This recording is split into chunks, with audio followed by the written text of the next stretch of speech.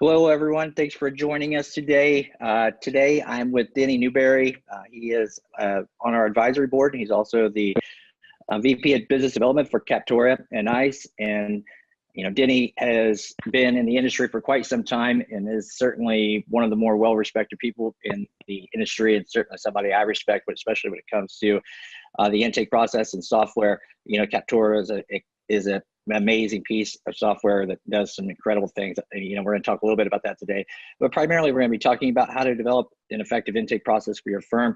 I'm going to let Denny introduce himself and tell him a little bit more about who you are and your background, Denny. But thanks for joining us. I really do appreciate it. Yeah, Travis, thanks AA for having me. This is a subject that's pretty near and dear to my heart for better or for worse, but it's something I live, breathe, and sleep is intake. And you mentioned the Captorra piece and ICE. It's interesting. A lot of people ask me on the Captorra side, it's like, oh, well, how does the technology fit this? And the nice thing is, coupled with the ICE part of the business, and coupled with the fact that we've seen over 1,000 different types of consumer practices intake process at this point, we don't just come at it from a software standpoint. We see the good, bad, and ugly with intake. We live and breathe it on the ICE side. We handle calls, we handle lead follow-up, we handle case acquisition for firms. So we see it all. And this is a subject that I'm really excited to talk about. And I certainly appreciate the invite again. Thanks, Travis. Yeah, and I think it's pretty interesting because, you have a really broad perspective now, especially not just on the software side, but now that you guys have started ICE, it's almost full circle. So your insight into this process is it's amazing because, you and Chris and the ICE piece is really kind of brings it full circle. And I think that there's so much value in that because a lot of times you'll hear from people like, you just don't know what it's like when you have to pick up the phone. And it's like, okay, well, I've done that, but maybe I don't know what it's like for your firm, but you have that perspective. And I think it kind of takes that argument out of the equation for a lot of people who say that, hey, we're just software people or we're just marketing people. We don't know what they deal with on a day-to-day basis. But today, what we're going to learn on this call is, certainly not everything that, it encompasses the intake process, but, Denny and I talked prior to this call, and obviously we want to focus on the best and most important pieces that we felt like we should discuss today. And I want to remind everyone that if you have questions, because intake is such an important piece of the equation, in my opinion, the most important part of your business is intake, please feel free to type them into the Q&A section. And if they're applicable to what we're talking about now or something we may not cover, then I will interrupt Denny or probe a little bit deeper into that and get your question answered. Otherwise, we'll wait towards the end and we will answer at the end because we're going to have about 20 or 30 minutes towards the end to take questions and dig a little deeper into some of the things that maybe we didn't cover as early as we could have. But, back to what we're going to learn today. Today, we're going to talk about the best practices following up with electronic leads. Who should be taking the phone call, your staff, and how to automate your processes, e-sign, and signing people on the first call. Those are just a few things we want to talk about. But Denny, you've really come up with this list. So why don't you tell us, what is the most important piece and something the first thing people should think about when they are thinking about developing an intake process for their firm? Yeah, so I think a sense of urgency is definitely one thing, and not just related to following up on electronic leads. We're going to focus in on that, but just all things in general related to your process. Having people associated with the intake process who maybe shouldn't be, who don't have that sense of urgency, and then your internal process of being able to evaluate whether you want to sign the case up or not. Just use a specific scenario. If you're taking calls and you're having a staff member take that call and then an attorney's reviewing that and you're letting that person off the phone, that's a big problem. So we're going to dig into that a little more, but a sense of urgency and accountability is something I would say is kind of the biggest hurdle that I see firms face or the pieces they don't really implement very well or, what have you, as it relates to kind of scaling and building that intake department. Yeah, I agree. And so, you and I talked and we both feel that the attorney's the last person probably should be picking up the phone and taking that intake call. Would you agree with that? For the most part, yeah. I mean, I've met, it's a minority of attorneys that I've met that really kind of understand it and get it. And it's not, and this isn't directed toward anyone specific, that your ability to convert a client is not there. That's not really what I'm saying. I'm coming at it from most attorneys I talk to that are heavily involved in the intake process, or maybe they're the only person involved, their first comment to me always is, well, my clients want to talk to an attorney and no one's going to convert that case better than me. And there's some level of that may be true, but at the end of the day, if you're looking to effectively capitalize on your different marketing dollars, whether that's through referrals, outdoor advertising, phone calls coming in, electronic leads coming in, it's just not an effective business model to have the attorneys being the person handling that. One, and to be completely candid, I think that most attorneys are not necessarily the best person to have that first perception of the firm. You guys have a lot going on. A lot of attorneys, again, not directed to anyone in particular, but a lot of attorneys, certainly believe that their candor and their kind of mannerisms are fine for the courtroom and everything else, but maybe the first person that you talk to that firm, that sympathy, that empathetic voice is not always every attorney out there. It needs to be someone else. And then that sense of urgency piece, attorneys, and this includes your legal staff in general, you guys have a lot going on. You have a lot of cases you're maintaining, and even if it's subconsciously kind of coming into that conversation, when you get that kind of pseudo difficult potential client on the phone, you can't help the fact that you just, regardless of maybe even the value of the case, it's going to kind of bleed into that conversation and your desire to sign that client.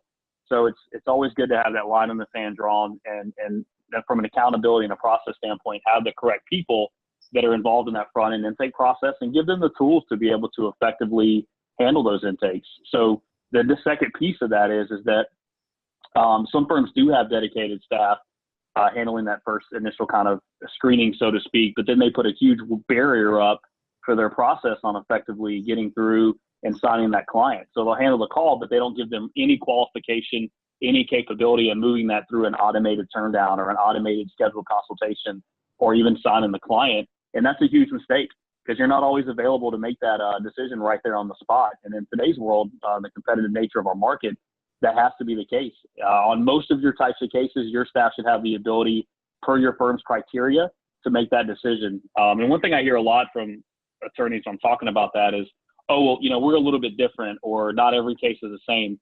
And I've done this long enough to know that when I get that answer and we really dive in, it is always the same. It's the same 10 questions. It's the same criteria. You may have a little bit of a flavor on it for what you're looking for, but it's not overly complex. You may get those few complex cases that filter in that do need to get reviewed by an attorney, of course, and that's perfectly fine and understandable. But you should have a process that the majority of your leads coming in and your potential clients contacting the firm, your initial staff should have the ability to make those decisions per your black and white criteria on what you want to proceed with or not.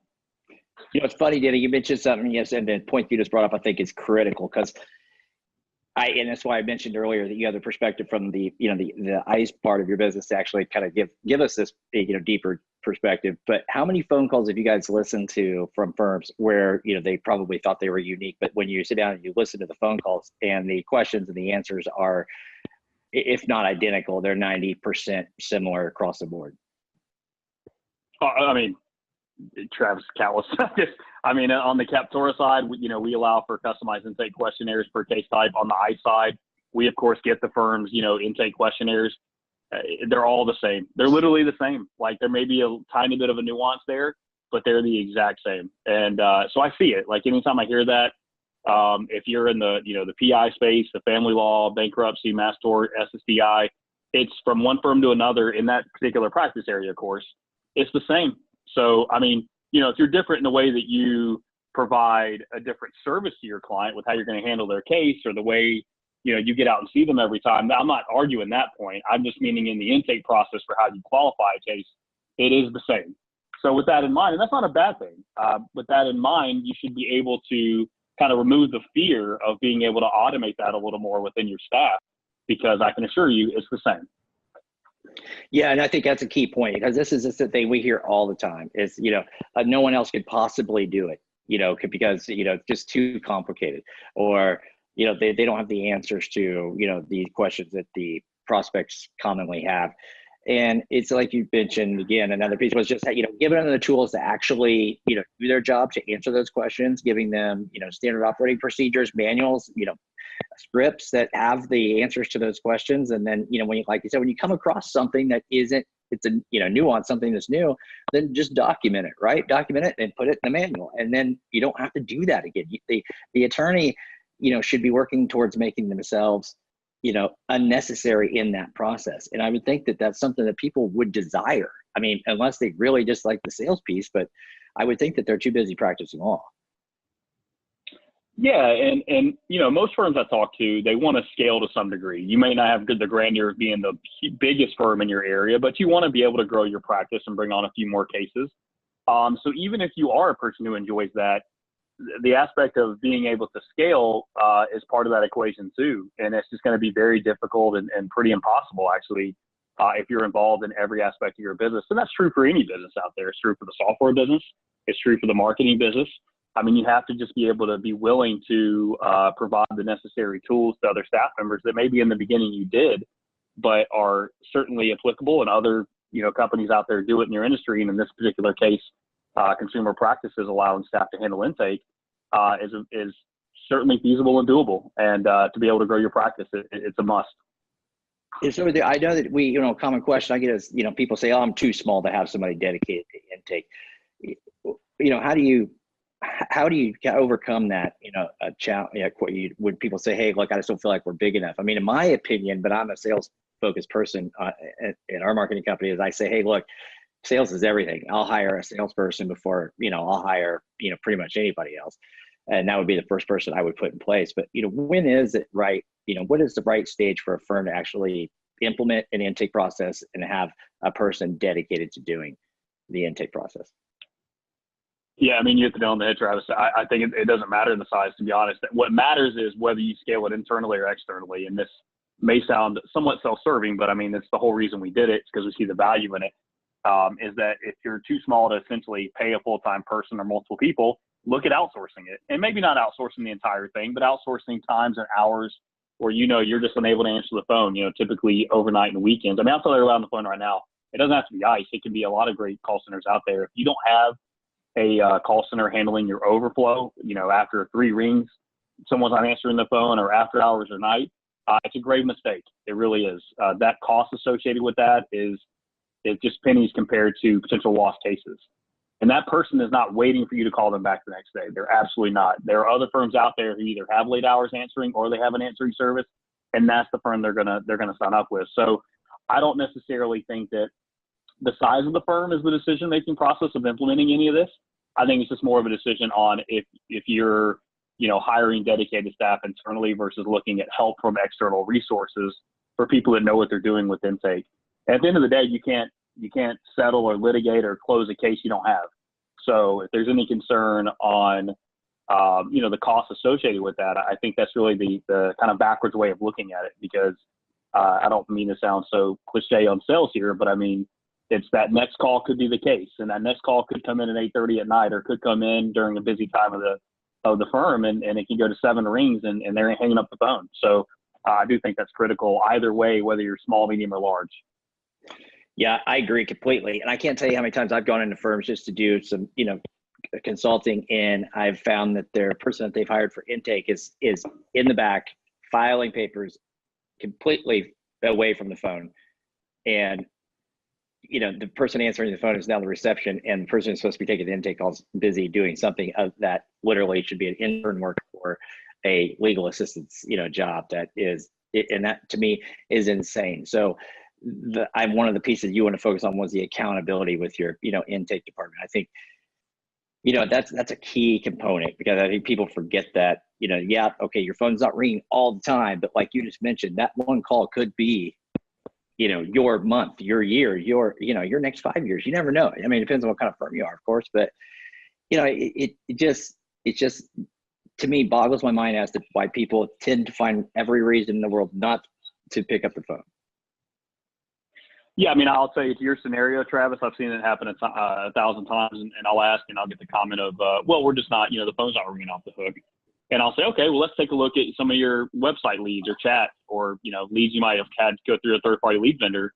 Are they jumping on those? And first, the answer is we have no idea. If they're being honest, they have no idea. And secondly, they'll say, oh, yeah, they made a call on that today. It's like, well, make the second call, it's not hard to keep a dedicated intake person busy in today's digital world. Even if you're not even advertising a ton online, you're getting some type of traffic there. So if just because the phone's not ringing doesn't mean that person doesn't need to be doing something. Have them work on some drip campaign emails to turn down cases in the past. There are ways to keep a dedicated intake person busy to help your business development side of your practice, even if you're not a high volume, 20-person call center shop. So that certainly shouldn't be an excuse. Yeah, I agree. Captorra does a really good job of creating some accountability, with the intake department in the system, and also does an amazing job of automating a lot of the processes. When I talk automation to firms, it's almost so esoteric for them that they can't understand it, and they start thinking about things that are so crazy it's unbelievable.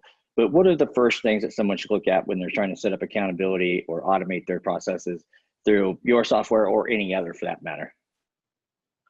Yeah, so the first thing I'll tell you is record your phone calls. 100% record your calls.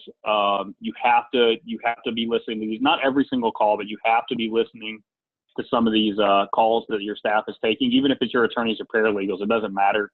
And have them listen to them. I hate listening to myself talk. I'll record videos for our site, and I just hate listening back to them. But it's the only way you're going to get better, and the staff is going to get better. So if you're not recording your calls today, do it, whether it's through your phone system, third-party marketing systems out there, your intake software, whatever it is. Make sure you're recording your calls from an accountability standpoint. And then at a data level standpoint, I would say, the biggest mistake I see, and we're going to get into kind of lead follow-up in a minute for electronic leads, if you're getting any sort of electronic, lead traffic from your website or what, chat, what have you, is you need to have a way to record when the leads are coming into your firm, what literally day and time, and how much time is going by before that first contact is made with that potential client. If you're not doing that today, that is a must. We'll get into the reasons for that in a little bit, but with accountability, that's certainly a must. And then the second thing I would say is that throughout the intake process, we have a timer in our system called life of intake. So the minute intake is open from a phone call or from a lead coming in electronically, we start the clock into what we consider a finality status on intake, not on case management, but on intake, which means either you signed it up, you turned it down, or you referred it out to another firm. And how much time is in between that intake being created and that finality status hitting. And you want to obviously shrink that time as much as possible. I mean, for a lot of our firms, it's within a day, and it's even quicker than that. We'll get into why in a minute.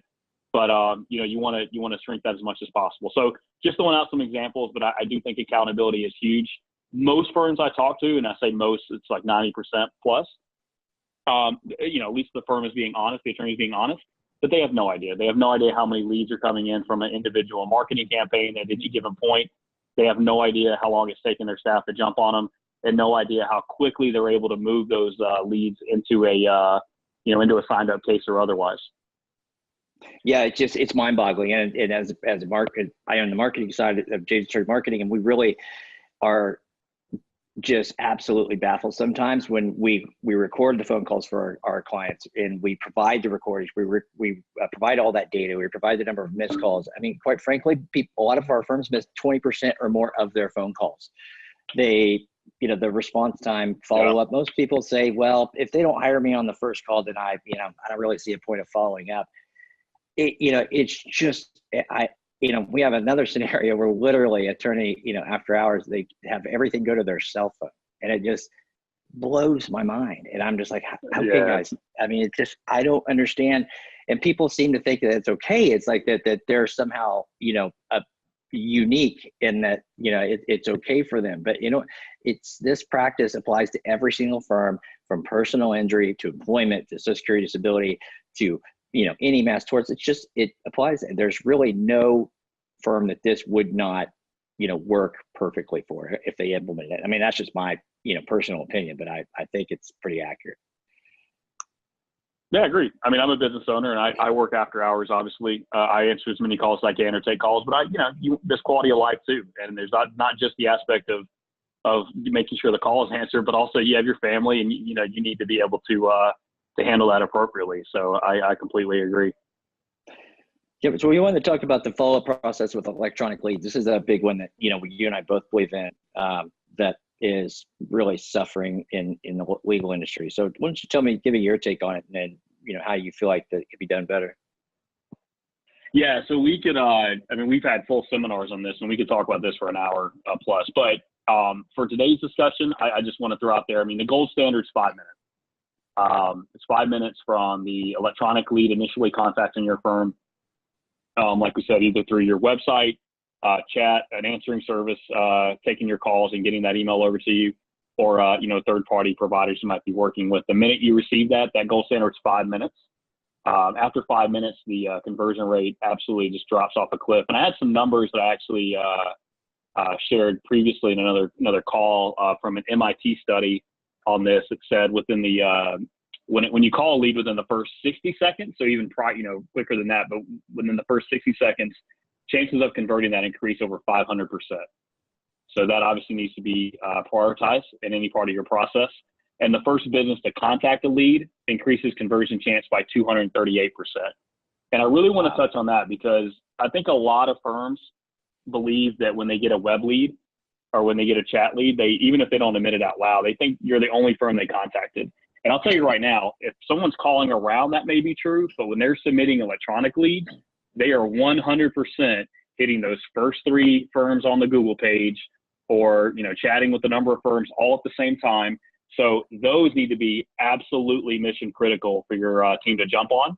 And you need to be the first person to get a hold of that person. Now that piggybacks into a conversation from earlier that when you are the first person to get a hold of them, you need to have a process in place to be able to qualify and retain that client on the first call. And it completely just removes any competitive aspect out of that equation. So we're going to jump into that a little bit more now in a second. The other last thing here on that MIT study is up to 72% of leads are reached after 2 calls, and 48% of leads never receive a second call. And I fully believe that. I think in our industry specifically, that number is even higher than 48%, sadly. But that's just a abysmal number across the board. So, you know, something to consider as you guys are thinking about the way you handle your follow-ups on electronic leads.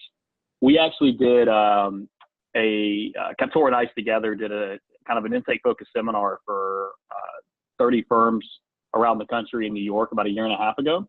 And we told firms we're going to do this. And prior to the seminar, we submitted a web inquiry on each one of their sites. And these are well-known firms. These are good, you know, mostly PI. We have some other firms sprinkled in there, but good firms around the country. Only 3 of those firms contacted us within the first 15 minutes of us submitting that lead. And only 1 of them was within that 5-minute mark. And the same 3 firms that contacted us in the first 15 minutes were the only firms that used both text and emails at the same time, along with their phone calls. So those 3 firms kind of had you could tell it usually goes hand in hand. It's not like one firm doesn't jump on leads, but they have a great email and texting solution. Those things typically go hand in hand. I'll tell you that the most surprising factor out of all this was only 11 out of the 30 firms even placed a phone call at all to us. And a lot of them just sent emails asking us to give them a call. And if you're on the phone right now and you guys are doing that, or you may not even be aware of your staff doing that, you need to be aware of that because that's a huge problem. If I submit a web inquiry into a company and I get an email back asking me to call, well, I would have done that the first time. I wouldn't have submitted the web lead. I would have just called you. So it was mind-boggling that you know, the amount of firms that did that. So just, you know, be very, very vigilant and mindful of what's going on within your staff and your lead follow-up process. I wonder how many of those firms, if you were to go back to them now, have changed their process. Yeah, it was interesting. That was the piece that when we shared that, you know, we had like a cocktail hours after, and we had each firm come up because we had like the actual, we printed out the emails, we recorded the calls, and we kind of went through it because, you know, most of them obviously didn't believe us. They're like, oh, you must have submitted a terrible case. Like, no, here it is, you know, rear-ended at a red light, broken wrist, whiplash neck, went to a doctor, you know, we showed it to them. And like, oh, did it come on a Saturday afternoon? We're like, nope, it's a Tuesday at 2 p.m. So, you know, it's just people kind of bury their heads in the sand. They don't really know what's going on. And I get it, you're busy, but that's why you need a process and ideally a solution to help you track this information so you know what's going on. But it's truly mind-boggling, and it's happening today. We see it all day, every day. Yeah, and just so you guys know, we're actually in the process of planning a similar one-day conference with Denny down in Atlanta in early November, and we'll send out more information for that. So it's going to be, you know, primarily intake focused, and you know, a lot of the same information we're going to share, but it's going to dive very deep into that. So that's something I wanted to mention. It's exciting and coming up, and we're happy to partner with you with there. But that's actually going to be a real fun day for a lot of firms. I think we'll probably do a lot of the same initial I guess, research to see what kind of feedback we get from those firms. But again, I don't want to get too far off track here. But I guess, one thing that you are a big fan of, and I am too, is leveraging texting and SMS. So, e-signing clients, because you mentioned it a little bit earlier, there's a couple times, is getting these people off the market is absolutely critical, because they're shopping around. People, I always tell our clients, our marketing clients, I'll say, look, the first firm to pick up the phone who's not a complete jerk and seems like they're somewhat compassionate and can get them to, to sign, that's who will land them. And because the person, right, the consumer today is different. They typically, at least 75% of the time, they want to engage immediately. They're not shopping. They're literally, they want to solve their problem. Yeah, agreed. And I think our market specifically is way behind utilizing SMS over other industries. And there's really no reason for that. There's absolutely no reason. You're working with the same consumers that, Delta and Coca-Cola or anyone else, works with. And there's no reason to not be able to leverage that utility. And just to throw some other statistics at you, because I think they're important to know, 98% of SMSs are opened. So there's an open rate of 98%. I don't know who the other 2% are. Like, that drives me crazy. I want to find those people. I don't know who's not opening their text messages, but 98% are open, while 22% of emails have an open rate. So there's a huge discrepancy there. And then the other big one is time to open. So on average, text messages are open within 3 minutes, while emails on average are 384 minutes. And when thinking about these numbers, you have to remember that all of us on this call, or I'm assuming all of us on this call, are in a business setting. We all have businesses, we have job roles within a business setting where we're just wired to look at emails all the time. There's a lot of consumers and a lot of your potential clients aren't that way. They don't work in a world where they're required to have email. In fact, AT&T released a study that less than half, I think it was like 47% of their current clients on their carrier service, 47% have emails connected to their phone. So more than half don't even have emails even connected to their smartphone, and just across the board. The big thing about text messaging, I think a lot of people, and I'll stop here with the statistics, but this one is pretty interesting too. A lot of people will tell me, it's like, oh, we're going to piss off our clients. We're really going to upset them. So I brought up a Harvard business study that they did on consumers and their worst experience when submitting online inquiries. And it was 33% of their worst experience, which was the most, by the way. 33% of their worst experience was not getting a response at all, while 12% said it was harassing calls, text messages, or emails. So less than half of that were either concerned or bothered by, getting the text message or emails. Over twice the amount were bothered by the fact that they just didn't get a response quick enough. So certainly don't be afraid to leverage that. I mean, make sure you're using a text messaging tool that allows them to unsubscribe. So you're compliant with TCPA, which there's pretty much any of them out there should allow you to do that. But don't be afraid to do that. And then with e-sign, that does kind of translate into that. I think with e-sign, where a lot of firms make mistakes is they look at it as, well, only the big firms that do national work need e-sign. They have these firms across the country, so it makes sense for them. While I have the white glove treatment, I need to meet all my clients face to face. I have two comments for you there. One, using e-sign doesn't take your ability away to meet your clients face to face. I don't think you need to look at it as a complete replacement of your consultative, part of your practice. The second thing is that's not necessarily true. Not all of your clients want to meet you face to face, at least not immediately. They want to get moving on their case and know that they actually have someone working on it. So I think those are misnomers and an archaic way of thinking about it. So I think if you're not using e-sign today in any capacity, certainly you're missing the boat.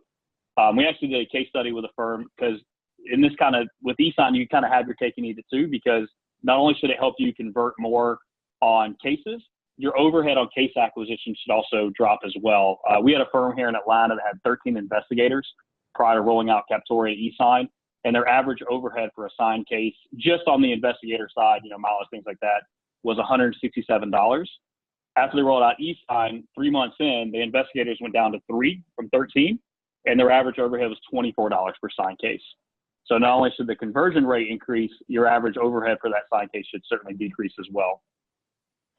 Yeah, and I think attorneys, in my experience, they just do not understand the technology piece of this, and this is what I think inhibits a lot of the progress that firms fail to make, because, you know, most people I hear say, well, I don't want people having my cell phone number. Well, they don't need your cell phone number, folks. Like most call tracking systems like CallRail or CallFire, or, you know, whatever it is you use, call track, you know, there's just so many of them. But CallRail specifically, I know from experience, you know, they have a texting, you know, piece of the system that allows you to text from your phone, from a tracking number, or from your desktop, or your staff can do it from their desktop. So, you know, your clients are not going to have your personal cell phone. But again, you know, not diving too deep into that, but it's like, you know, this is where it's very important that you hire the right company like Captorra, or, you know, a technology-based company, or, you know, whoever it is, industry marketing, or whoever you're working with. It just really doesn't matter who you hire, as long as they know what they're talking about and give you the best guidance.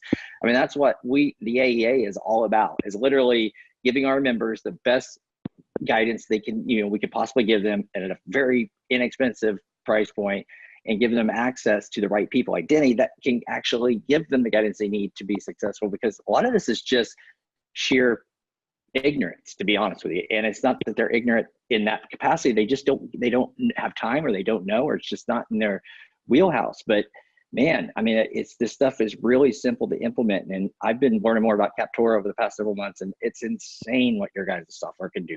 And this is just one small piece of it. I mean, it's just crazy. And all the data you provided us is just, there's nothing more compelling than raw data. I mean, to me anyway. And from what you've just told me, you know, half the firms aren't responding to inquiries, but yet more than half of the people, number one consumer's complaint is not getting a response to inquiry. So it's like, there's a big problem there. Yeah, it's a very upside down way to look at it. And on the e-sign side, Travis, you care to share my camera for a second? I just want to show everyone, because I think part of the problem is people look at it as being this overly difficult aspect. And I actually wanted to show everyone how easy that is. Is that okay, Travis? If I can do go that? ahead. It's all you, Denny. Okay. I just shared my side. I don't know if I also need to present, Travis, or can everyone see that? My camera? I think you probably need to present. So. Okay. I'll do it very quickly here. Share. Let's see there. I'm sharing just the screen here. Is that shall I share there? I don't know if that is that probably coming over there? We can see your guy with a beer bottle on the moon there. Yeah. So I was trying to open the camera up. I probably should have practiced. Honestly, Denny, I think it'd probably be fine if you just share your camera. I think you'd be good to go. I don't know if you need to present. Yeah, share my camera. Yeah. Okay. Yeah. Let me. Sorry about that. Sorry. No. It's fine. It's me. I'm not the greatest Zoom user here. Let me stop sharing that. Okay, I'll share my camera. I'll go through this. And we have a video on this too, guys. If AEA, I'm sure, can share it on sending e-sign via text. But if you guys can see my phone there, that's just the text message that comes through with the link to to sign the document, and then it just opens up on the smartphone right there. So the firm's logo is replaced by Captorra. Yep. I didn't know if there was a glare there. Yeah, is that better? Okay. Yep. So yeah, the firm's logos. They just click continue, and then it takes them to the packet. And you know, the one thing with e-sign to keep in mind is that you do want to make this very simple and seamless.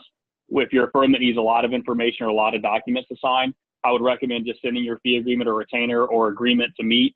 If you're a firm that, you know, is not a contingency-based firm, you can always do this with your scheduling, you know, agreement to meet for a consultation or what have you. For a bankruptcy or family firm, this is still very valuable in that regard. But I've just signed it with my finger.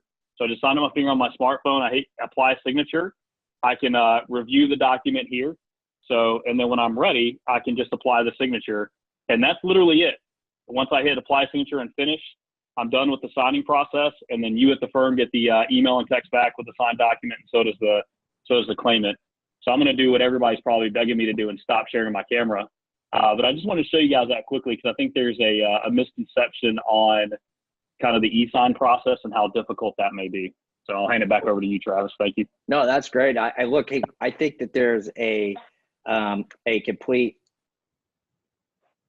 I think I just, probably my share is not correct again. Yeah, I messed you up there, Travis. My apologies. Doesn't take much, man. Doesn't take much. No problem. I think, and one thing you and I talked about was that it considered a wet signature, because often the pushback I get is saying, oh no, in my state I need a wet signature. But, we've been through that with the bar associations, and I've not come across a state yet that doesn't, recognize DocuSign or standard e-sign where you say you use your finger. You explain that better than I can. So maybe you can kind of cover that. I appreciate you bringing that up because it is one of the biggest objections on that, and that's no longer the case. It's an old capacity. I'm not going to tell you that every medical provider accepts it. There's still ones out there, I know, but I will say that if you notice with the one we utilize, it requires an actual signature. So and you could probably do this in other systems as well. It's just kind of the way you set up the template. But I would certainly recommend not doing it where it just applies a font to the typed out name, because the courts and the medical providers certainly recognize that as an e-sign tool. If you do it where you sign it with your finger or with your mouse, like the one I showed you, at least all of our firms, the ones I talk to that utilize it, certainly don't complain about any issues of getting those documents accepted. So if that's kind of the mantra that the firm has always worked under, you guys may want to revisit that and do a little more research, because it's certainly being accepted by the groups we work with across the board. So that certainly shouldn't be a reason not to use it. Yeah, I agree. Just for the sake of time, I know it's tracking the right analytics is something, you and I both, again, believe in. That there aren't too many things that we don't agree with, but there's, analytics for firms, and the lack of analytics that they actually track is astonishing. But what analytics should they be tracking? I mean, that's the real question.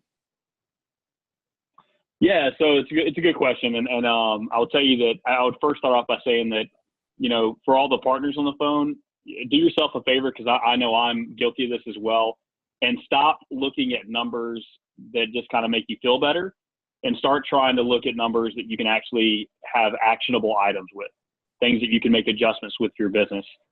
We get a lot of requests for, pie graphs and charts and things like that, and they're great, they're fine, they're informational, but there's just not a lot of meat on the bones for them sometimes that really give them things they can look at and dig in and say, okay, this is a problem. So just, on the surface, I just want to make that comment.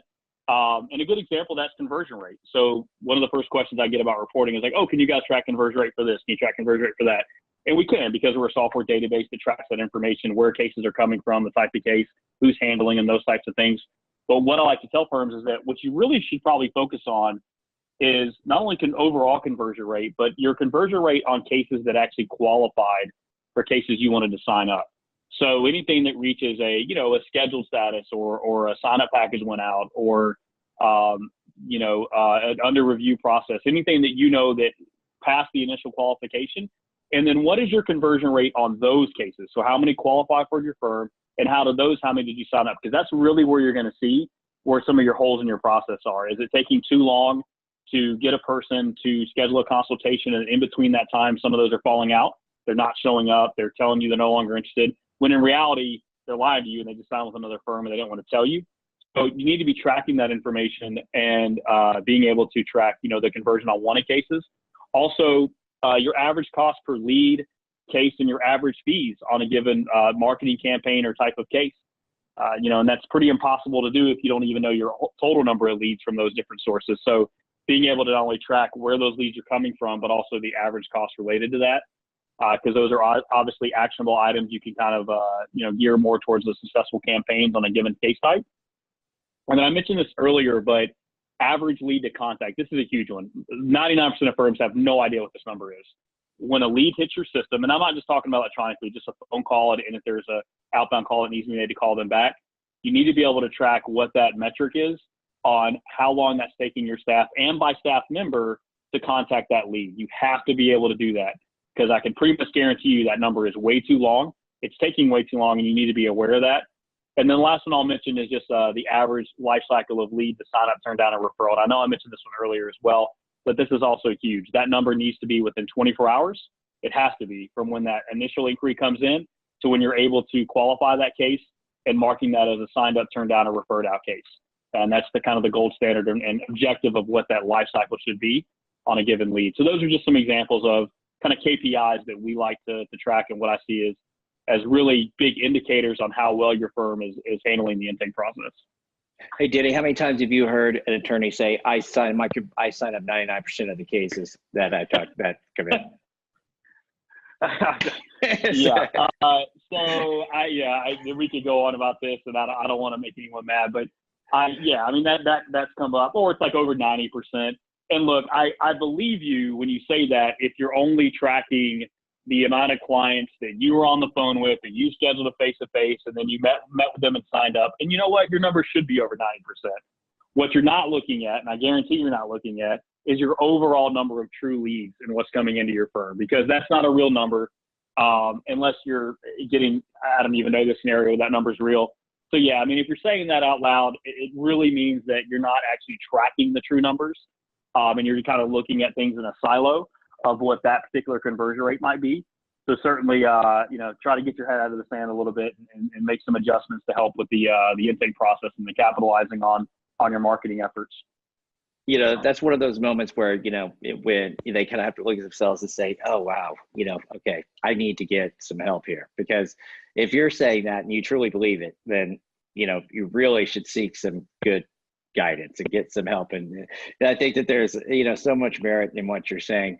Sometimes the numbers don't look like we want them to look. I mean, they just do not. I mean, it's just, the way the business works, right? I mean, we all have different challenges with our business, and I think there's opportunities for, everybody to improve. But man, if you're saying you're signing 99% of the cases, yeah, I do too. I sign 99%. I sign 100% of the cases that actually want to sign with me. I mean, there's no question about it. But it blows my mind, and I think that the metrics that people fail to track is the one thing that's really holding them back. Because if they had a real, true understanding of where their business sat and what, where the opportunity is. It's not necessarily what you're missing. I always see those areas of opportunities where they could improve. And, all of the data that you provided us today, which, by the way, we're going to provide in a follow-up piece to everybody on the call and everybody that signed up. But it's just absolutely critical to, really dig in and understand what data to track and how to start tracking that. And yes, it's not easy. But Denny, where do you start? That's the one thing. Okay, great. All this stuff sounds wonderful. I'm busy. I got, I'm the only attorney here, and I got 2 assistants. Where do you start? What do you recommend? Yeah, I think my first recommendation is to make sure you know your numbers. You don't know what you don't know, right? So if you're not tracking all the things we talked about, find a way to do it. Start recording your calls. Start listening to them. Do it tomorrow or today if you got some time. Set up a system to record your calls and listen to a few. That's going to be one of the big main, first areas I'd recommend. And then start tracking, if it's through Captorra, great. Wonderfully love to work with you. If it's not, find a way to track some of the metrics we talked about, tracking your leads coming in immediately, tracking who's making those calls when, the average time from when a potential client contacts your firm to when you're able to close out from an intake. So know your data. You have to know it. You have to know it to be able to, make adjustments. So that's the first area I'd start. And then from there, you're going to see what areas you really need to laser focus in on to make those adjustments, whether it's different staff, reallocation of staff, just, that sense of urgency within the firm, and actually show them the numbers. Say, hey, look, I know you're amazing on the phone, and the ones you do get on, you're able to make them feel really good and love the firm, but, you need to make some more outbound calls. And listen, I come from a sales world, and I know better than anyone, or as well as anyone, I should say, that it takes a different type of person to quote unquote smile and dial. I know we're not talking about soliciting consumers, but most people, even when they get that web lead or chat lead coming in, if it's a paralegal or someone who's not used to that, they don't like the idea of making that phone call out to that person. And the only way you're going to know that is if you're looking at the metrics on how often that's happening and how long that's taking, and then listen to the phone calls. Right. We had a good question from Steve. He said, what would be a good conversion rate per lead versus converted from what you've seen from other firms, percentage rate? Yeah, so it is a really good question, and I'm not trying to dodge it. It's a very difficult one to answer, and I'll tell you why. Because we have firms out there that convert 20% of their leads from a given lead source, but that given lead source is such high volume at such a low cost that that's a great campaign for them, while others convert 87% from a lead source that's very expensive. So going back to my earlier statement, what I would really be more focused on is less on the per conversion rate, the overall conversion rate on a lead source, and more of the average cost of that converted lead for that lead source. And on the conversion rate side, I would look more at what's your conversion rate from that lead source, how many are actually reaching the qualification stage for cases you want to sign, and what's your conversion rate there. And that number needs to be above 90%. That's the gold standard. And it's not easy. I'm telling you, just to be very transparent, at ICE, that's our gold standard. And we don't always hit that number. It's a very difficult number to hit even on qualified cases. I mean, obviously we're very high volume, but that should be certainly the gold standard for conversion rate on 1A cases. On total conversion rate across, all your leads without the wanted criteria in, I could throw out a number to you, but it just wouldn't be valuable to have the firms on the call, because again, you can receive leads in so many different areas that conversion rate could be valuable at a certain number while it's not at others. I would more importantly look at your average cost per lead and average cost per converted lead on that given campaign would be the metric to look at there. Yeah, that's a great answer. It's I guess it's a thing that answer I was looking for was wanted versus signed. I'm not sure, but what I'm going to do after this call is we have a great a kind of a cheat sheet on the metrics that firms should track, and exactly how to do not only how to track them, systems you can use to track them, but just exactly what falls in, what should be lumped into each one of those categories. Because I think some people live in a fairy tale land where they like to put only what they feel like is applicable to make the numbers look better. And that's not going to help you. I mean, that's not going to help you or anybody else in the firm. So, we have a great cheat sheet that is easy to follow and shows you how to implement, some standard KPIs and put those things in place, especially if you're not currently using software that does that. If you have software in place and it doesn't do that, or you haven't set it up properly to do that, that's something you should probably focus on, because I know Captorra does that very well, and you guys, integrate with a lot of different systems to do that. But Denny, if people were interested in your software or, the ICE portion of your business, and I know you didn't talk much about that, but what is ICE and what is it that you guys offer from that perspective? I think most people know Captorra. I know it's an intake software, but what is ICE? Yeah, so ICE, we started it a little over 2 years ago. We partnered with Gary Falkowitz, and some of you on the phone may know Gary is a pretty well-known intake consultant around the country. He helped build one of the largest PI firms in the country in New York before he left to start to consult with firms. And his kind of line of teaching and line of consulting was right in line with the way we built Captorra and our primary objectives. So with ICE, we started that with Gary to help firms. We actually did it kind of backwards from what a lot of call centers are doing today. We actually started with the retention model, where we take your qualification for your types of case and we take it all the way through sign up. And then we added on the overflow after hours answering service piece more recently. So it's we use our own technology. So everything that we talked about, we track, we leverage eSign to sign up clients along with tracking sign up packages. But we focus strictly just on consumer focused practices. We don't take calls for, HVAC companies and real estate companies, strictly on consumer firms. And just a heavy focus on acting as your intake department for how you like to qualify your cases and getting that information over to you, or taking it all the way through sign up if you'd like.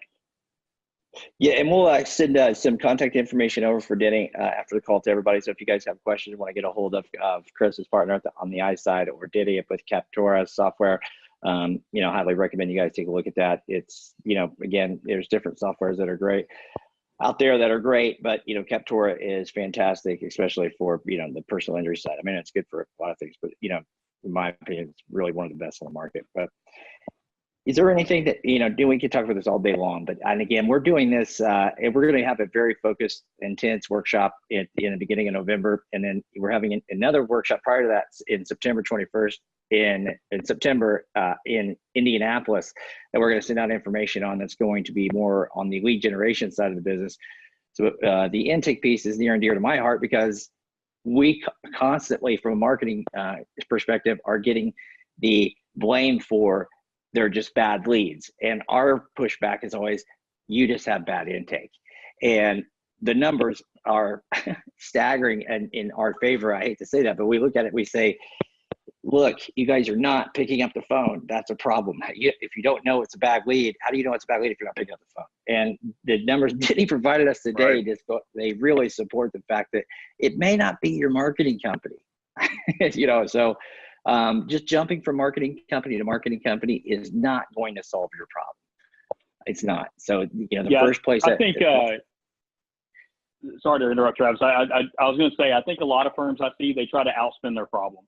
The exorbitant amount of money, and I don't mean total money, I just mean the percentage of your firm's expenses. Typically, a lot of that is spent on marketing, whether it be with Travis's group or online, whatever it is, billboards, whatever it is. And I see firms all the day continually just throw money. And I'll get calls all the time like, oh, what lead provider should we use? Because this one sucks. And I'm like, well, that's funny. This other firm, I literally just phone and love that lead provider. And it's typically, you're right, it's tied to intake. And stop trying to outspin your problem and look more internal to your firm and to see what holes you can plug. Because the good news there is typically it takes a lot less money to fix those issues within your firm and capitalize on that investment than it does to just keep throwing more and more money at marketing. And not saying you shouldn't. You should give Travis all your money to market, but at the same time, make sure that you have the internal ability to capitalize on that. And the one thing I will say is to kind of close up my side of it, Travis. In every other industry you look at, salespeople are treated in a way of kind of what drives the business, right? Of they're paid accordingly. They're looked at as being, hey, this is our face of the business. In our market, and I'm not saying this about your firm specifically, but just in general, the intake people and just any staff member that's kind of that first line of people that talk to the client, a lot of time is treated the opposite way. They're the lowest paid people. There's really not a whole lot of attention given to what they're doing and their process. And that's a problem. I mean, that's a big problem. Like I said, you can't settle or win a case you don't have. And I get you went to law school and you're the rainmaker for the firm, and that's all great and important, but it's not going to matter if the person that called your firm is handled in a way that they don't want to work with you. So, make sure you're giving enough onus and attention to that process and your people. Give them some smoothies every now and again. If your goal is to start signing up, more e-sign clients, and you have a goal for that and they hit it, buy them lunch, give them some smoothies, give them a gift card, whatever it is, but set objectives for them, treat them right, treat them well, at least your people that are doing their job. And I just, it's just interesting about our market that is kind of backwards from other industries out there. Oh, I agree, Denny. I couldn't say it better. The dates, I'm sorry, we're getting September 20th in Indianapolis. Sorry about that. I've been in November, busted out the date, a little bit later time, but I agree. Denny, I know in my company and in other companies similar, the salespeople typically make more than even the owner of the business. So there's a lot of times where, look, my theory is always, look, if you're making me money, then I'm going to continue to feed that machine. And it shouldn't be looked at as a negative thing. And I think attorneys do look at it as, look, they're underlings. They shouldn't be making that much money. They're just, but that's the only way you're going to scale. That's the only way you're going to grow. It's the only way you're going to grow your firm. I mean, your business is yet not unique. It is not unique. It is just like every other business out there. Agreed. Well, we don't have too many more questions, and we're butting right up against our time. We went a little bit over, but Denny, I wanted to thank you for taking the time out today, and I look forward to spending more time with you in November down in Atlanta. And I can't tell you, again, how much I appreciate the insight that you provide, and we're going to send out a lot of the data and information that you share with us over this call, because I know that was a lot. So we're going to compile that and get it out to everybody in some format that they can digest and probably be surprised by. But again, we really appreciate everyone joining us. We don't have any more questions. Again, we're doing these calls every week, and we would love to, have you come join the AA. We're doing a 60-day free trial for new members. So if you like what you heard here and you want more information, and we have some great content inside the portal. We have access to our partners like Denny and many others that we've vetted and we believe provide a good service and share the same values that we share. We would love to, have you join and see what it's all about. Again, Denny, appreciate your time, and we'll talk to you soon. Thanks for having me, Travis. Thanks, everyone. Have a good one. Take care.